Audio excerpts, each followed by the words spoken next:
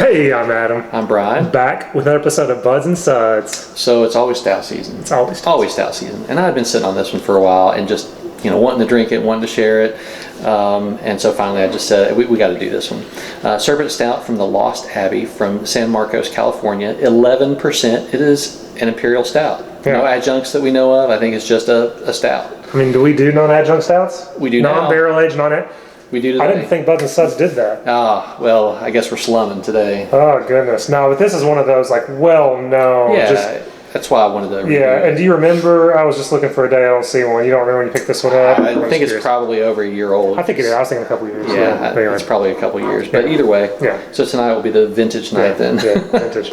It pours a nice darkness. Yeah, it's got a decent head. Yeah, look at that nice tan head. Looks like it's going to be thick. I mean, on the camera, it almost looks purple to me. I don't know anyway what shows up, but no, it's like a dark brown.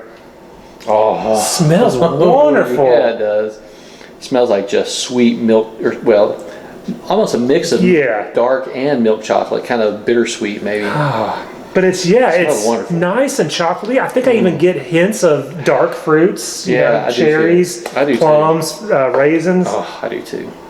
Oh, there's a nice roast behind there. I mean, it smells really good. I mean, it's kind of a cool, and it's still just a wonderful, wonderful aroma. All right, let's do it. Cheers. Thanks for this one.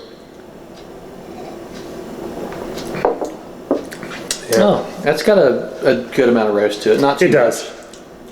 I agree. I don't like super bitter Russian Imperial Stouts. This one is bitter. It's got a nice bitter roast, bittersweet chocolate, but it's not too much for me. I agree. Yeah, it's not one of those that has to be barrel aged to be good. It's pretty good. Yeah. I like it quite a bit. I think it's got a good chocolate flavor to it, but a decent amount of roast just to accentuate that. Mouthfeel is pretty good too. I love the mouthfeel. That's what I was going to say when you were done. I think this is a little cool. I mean, I think it's probably like 44 degrees. And it's thick and velvety and chewy. And I think, and the head that was on there was just nice and pillowy on the tongue. I love the mouthfeel of this beer. Yeah, I think it's great. They're doing good stuff.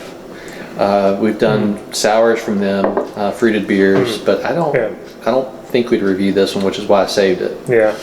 And it's just that play. I know there's no fruit and it's not barrel aged, but I think it's the play of that roasted malt, that kind of bitterness. I feel like I get hints of dark cherries and fig, like this kind of dark fruit. I mean, it's very subtle, and it's kind of like picking that out. I think that's all from that kind of the roasted malt and the bitterness that comes from that. But it's I would agree. It's a nice, it's a wonderful flavor.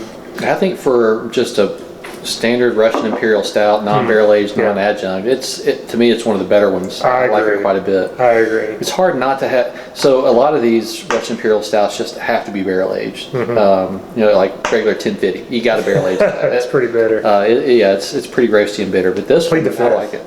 Plead the Fifth. Yeah. Ooh, we did that one. That was a bitter bomb.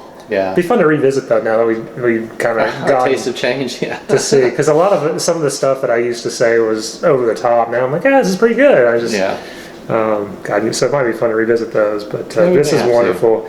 Now, if you were to barrel age it, I'm sure it'd be better, but I'll drink it this way. No, this is. I would definitely drink it this way. Yeah, I'm gonna go 4.3. 4.3. I like it. 4.3.